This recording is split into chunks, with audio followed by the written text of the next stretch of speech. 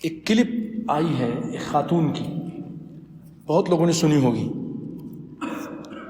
وہ یہ کہتی ہیں اپنے اس وائس میسیج میں کہ اللہ تعالیٰ نے قرآن میں کہا ہے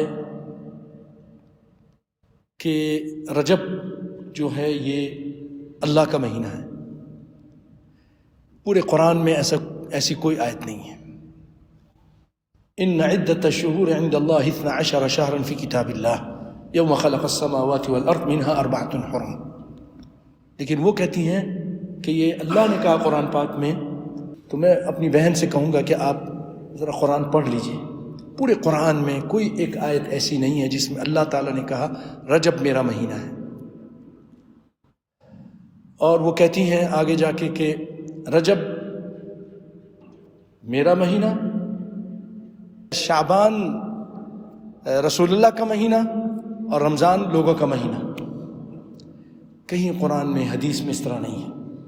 اور انہوں نے کہا کہ اللہ تعالیٰ نے کہا یہ رجب میرا مہینہ ہے، حالانکہ حدیث میں ایک بات آئی، آپ نے فرمایا محرم کے روزے کے بارے میں کہ اللہ تعالیٰ محرم کے ایک روزے کی وجہ سے پچھلے 1 سال کے گناہ معاف کر دیتا ہے، اور اس کو کہا شہر اللہ المحرم، حدیث میں ہے۔ محرم کے مہینوں کو اللہ تعالیٰ نے اپنی طرف نسبت کی ہے اور کسی مہینے کی نہیں کی، اور وہ بھی حدیث میں ہے، قرآن میں تو کہیں نہیں ہے۔ یہ پوری بات بھی قرآن میں کہیں نہیں ہے۔ اور کہتی ہیں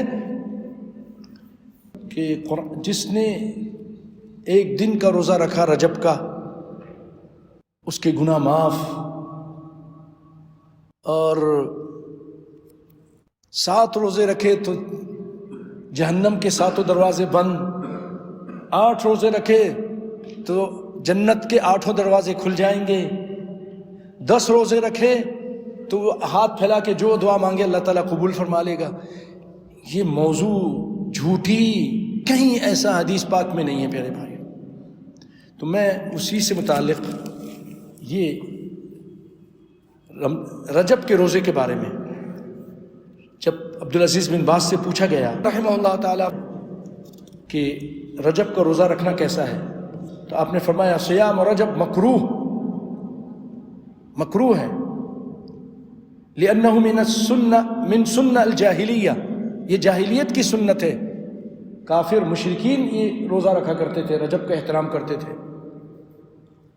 ہاں اگر کوئی شخص ہمیشہ روزہ رکھنے کا عادی ہے، مثلا ایام البیس معلوم ہے نا، 13، 14، 15 کے روزہ رکھتا ہے پورے سال،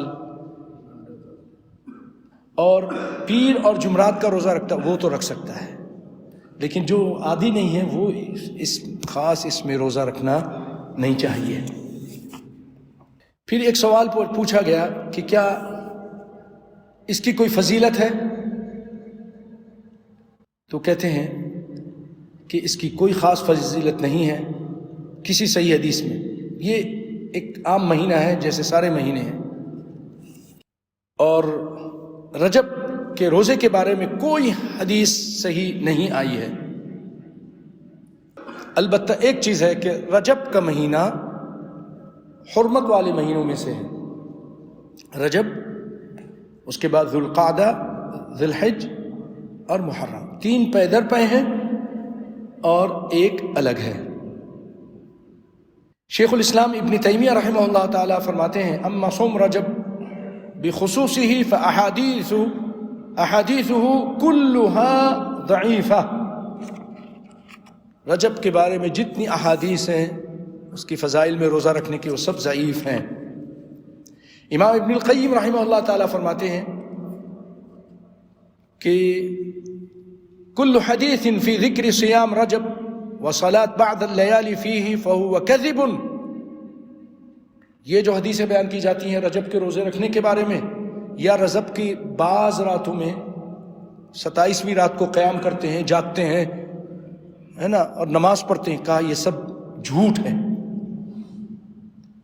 شیخ عثیمین رحمۃ اللہ علیہ سے، ابن عثیمین، پوچھا گیا اسی کے بارے میں، تو آپ نے فرمایا فَأَجَابَ صِيَامُ يَوْمِ السَّابِعِ 20 من رجب وقیام لیلتہ وتخصیص ذلك بدعہ